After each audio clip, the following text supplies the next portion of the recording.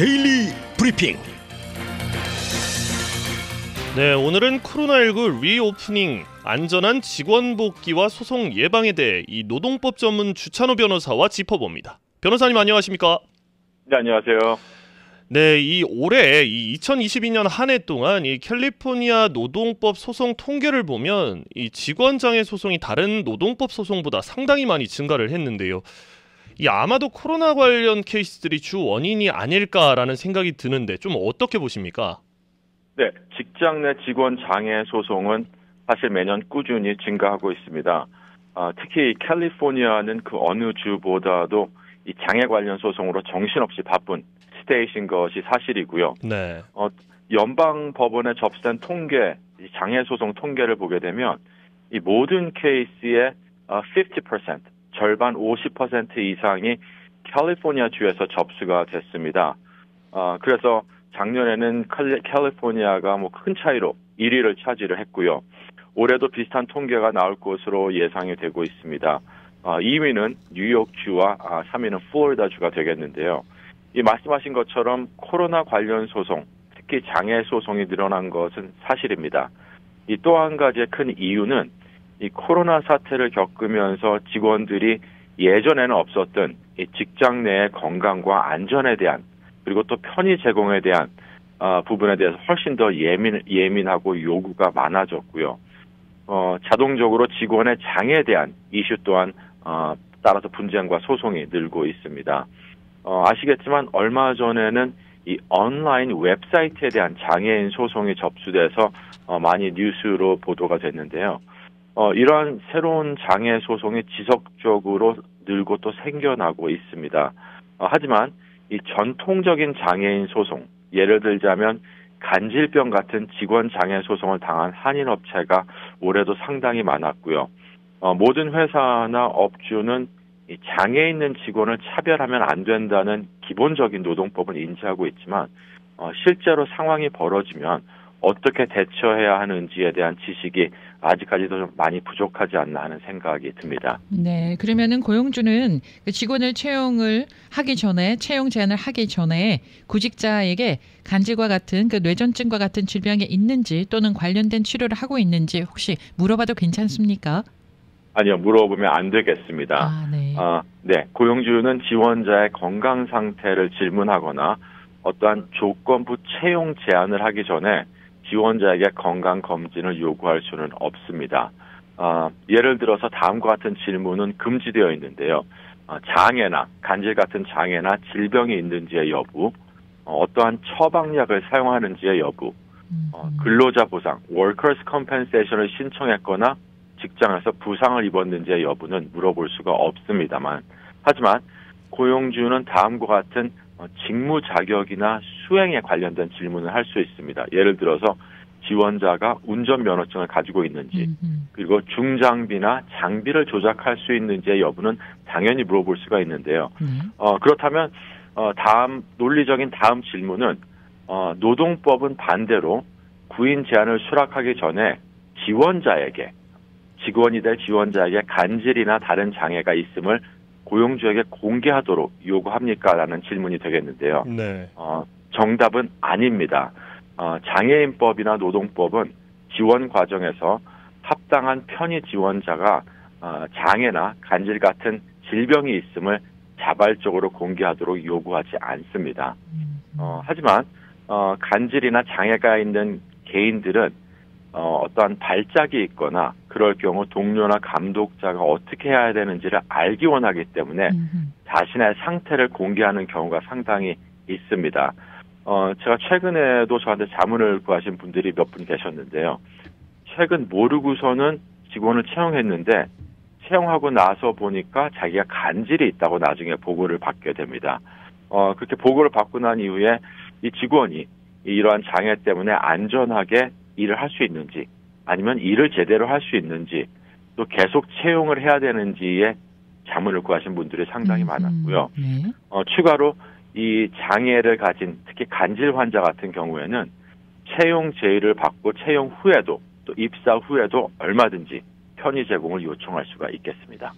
네, 그렇다면 이 고용주 입장에서는 지원자의 장애 여부를 전혀 알 수 있는 방법이 없는 겁니까? 어떻습니까?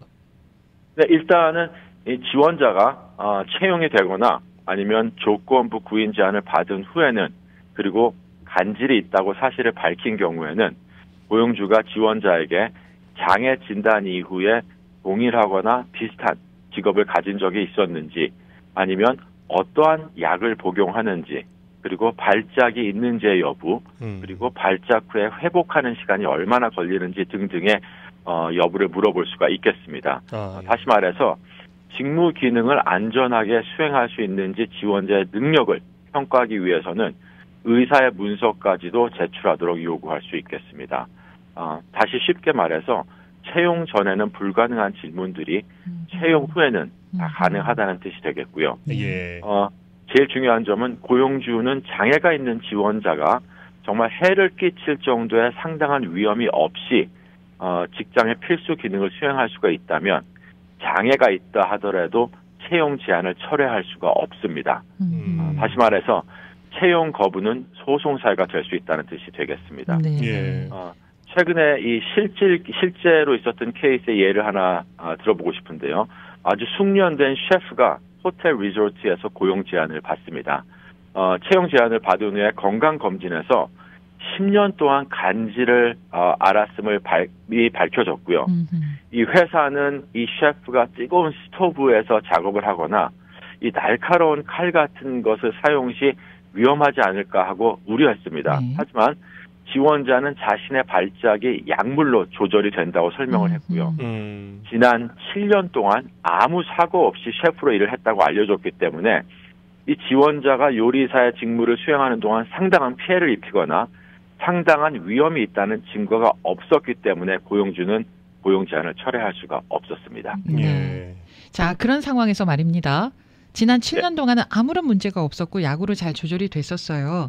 그런데 내가 운영하는 나의 사업체에서 2년, 3년 일을 하다가 혹시 그런 일과 관련된 불상사가 생겼습니다. 약간의 화재가 났다거나 아니면은 칼로 인해서 다쳤다거나 이랬을 경우에 그걸 가지고서 그 기업주가 해당 직원에게 그만뒀으면 좋겠다 이렇게 요구할 수 있는 건가요?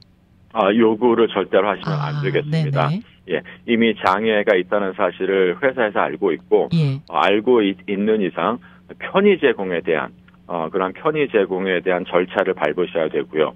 그리고 편의 제공을 해줌으로써 어떠한 직원이 자기의 이 모든 업무를 다 할 수 있다면 특별하게 어렵지 않은 아주 극심한 어려움이 아닌 이상 편의 제공을 해야 될 의무가 회사와 업주에게는 주어지고 있습니다. 혹시 불상사가 생겨서 일어나는 그 불이익 같은 게 있잖아요. 기물이 손상이 됐다거나 치료비가 들어가야 된다거나 이런 거에 대해서 그 업주 쪽에서 그걸 다 책임을 다 지고 변상을 하거나 변제를 하거나 해야 되는 건가요?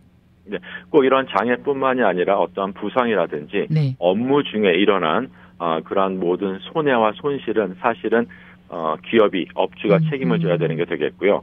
예외가 있다면 의도적으로 계획적으로 회사에게 데미지를 입히는 그런 경우 외에는 회사와 업주가 어떠한 업무 중에 일어난 손실은 책임을 져야 된다는 게 노동법이 되겠습니다. 네, 그렇다면 이 직장에서 다른 동료 직원에게 이 특정 직원이 장애가 있기 때문에 편의 제공을 한다고 말할 수 있는 겁니까?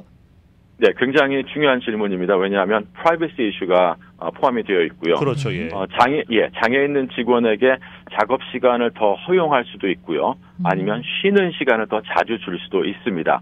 그런데 그럴 경우에 동료 직원이 왜 저 직원은 더 잘 봐주느냐, 왜 특별 대우를 해주느냐라고 물을 때도 있습니다. 그럴 경우에도 업주는 장애가 있다고 밝힐 수가 없고요. 직원이 합리적인 편의를 제공받고 있다고 동료에게 말하는 것은 해당 직원에게 장애가 있음을 공개하는 것과 똑같습니다. 그렇기 때문에 고용주는 직원이 합리적인 편의를 제공받고 있다고 공개하기보다는 모든 직원의 사생활을 유지하는 것이 중요하다는 것에 초점을 맞추셔야 되겠고요.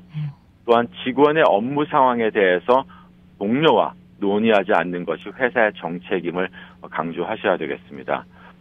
또 고용주는 장애법과 이러한 노동법에 대해서 직원을 교육을 함으로써 이런 종류의 직원의 프라이버시 이슈도 적절하게 다뤄야 되겠습니다. 그 관계가 굉장히 좀 어려워질 것 같은데요. 왜냐하면은 어떤 이유 때문에 이런 편의를 이 직원에게 제공합니다라는 게 다른 직원에게 이해가 되지 않으면 그렇죠. 역차별이 될 수 있는 그러니까요. 거거든요. 네, 맞습니다. 하지만 일단 첫 번째로는 장애에 있는 직원이 protected class가 되기 때문에 protected 보호받는 그러한 집단에게 먼저 어떠한 priority를 주는 게 노동법상으로는 맞는 거고요. 그리고 차별이라고 하지만 차별은 위헌적인 사유로 차별이 이루어집니다. 동료 직원에게 왜 편의 제공을 하느냐라고 물어봤을 때 대답을 하지 않는 것은 어떠한 법의 저촉을 받는 위헌적인 사유는 아니라고 볼 수 있겠습니다. 예. 그 장애가 있는 직원이 합당한 편의를 요청할 때는 이 고용주가 의사 진단서 같은 문서를 요청할 수는 있는 겁니까? 네, 요청할 수가 있겠습니다. 고용주는 어떠한 합당한 편의의 필요성이 알려지지 않았거나 명백하지 않은 경우에 합당한 문서를 요청할 수 있겠습니다. 문서라는 것은 이제 뭐 doctor's note나 진단서가 될 수가 있겠고요. 고용주는 직원의 장애가 있음을 입증하고 편의시설이 필요한 이유를 설명하기에 충분한 문서에 대해서만 요구가 가능합니다. 예를 들어서 직원의 전체 의료 기록에 대한 요청은 금지가 되어 있습니다. 왜냐하면 직원의 장애 이외에 다른 정보를 또 포함할 가능성이 높기 때문에 부적절하다고 볼 수 있겠고요. 그리고 고용주는 이 합리적인 편의 제공에 대한 모든 요청을 승인할 필요도 없습니다. 편의를 제공하는 것이 회사에 과도한 어려움이 될 경우 편의를 제공할 필요가 없겠고요. 과도한 어려움이란 이러한 합리적인 편의를 제공하기 위해서 예를 들어서 극심한 경제적인 문제가 회사에 생긴다면 그렇다면 편의 제공을 해야 될 의무가 없겠습니다. 요청한 이 편의 제공이 너무 어렵다고 생각이 들거나 비용이 많이 드는 경우에 고용주는 일단 직원의 필요를 충족하는 데 더 효과적이고 더 쉽고 그리고 비용이 적게 드는 편의 제공이 있는지를 반드시 고려하고 선택하셔야 되겠습니다. 왜냐하면 그러한 선택과 고려가 없는 상황에서 무조건 편의 제공을 부인을 하고 디나이를 해버리면 어떤 노동법 소송에 저촉을 받을 수가 있기 때문에 그렇습니다. 그렇다면 그 가이드라인이 있습니까? 편의에 대한 가이드라인? 특별한 가이드라인은 없지만 뭐 예를 들어서 뭐 직원에게 어떠한 hearing aid가 필요하다거나 아니면은 뭐 컴퓨터를 쓰는데 필요한 어떤 이퀴먼트가 추가로 필요하다면 그런 것들은 쉽게 편의 정해이 될 수가 있겠습니다만은 뭐 어떠한 상황에서 직원의 직무 수행의 가장 핵심적인 것을 빼어줘야만 편의 제공이 된다면 그렇게 극심한 상황까지는 회사가 굳이 편의 제공을 할 필요가 없다는 그러한 입장이 되겠습니다. 그러면은 만약에 이제 회사 안에 내부를 좀 인테리어까지 손을 좀 봐야 된다. 이렇게 되면은 돈이 좀 많이 들어갈 거잖아요. 네. 그런 이유로 서로 이제 의논을 하겠죠. 의논을 했는데 마지막 결정이 돈이 너무 많이 들어가서 우리 회사로서는 좀 부담됩니다라고 했을 경우에 그 직원을 회사를 그만두게 할 수도 있나요? 만약에 객관적인 입장에서 예. 회사가 주장하는 포지션이 어느 정도로 받아들여지고 그리고 그게 어느 정도 합리적인 그러한 결론이라면 그런 법적인 어떠한 차원에서 제재를 받거나 아니면은 문제가 생기지는 않습니다. 하지만 객관적인 이러한 reasonable person의 스탠다드로 봤을 때 회사가 이러한 편의 제공을 부인함으로써 그게 합리적인지 합리적이 아닌지는 어떤 법원에서 판단이 될 것 같고요. 만약에 합리적인 그러한 부인이라고 생각이 될 때는 불가피하게 이런 고용 관계가 separation이 될 경우도 있겠습니다. 네, 알겠습니다. 감사합니다. 네, 감사합니다. 네, 노동법 전문 주찬호 변호사였습니다.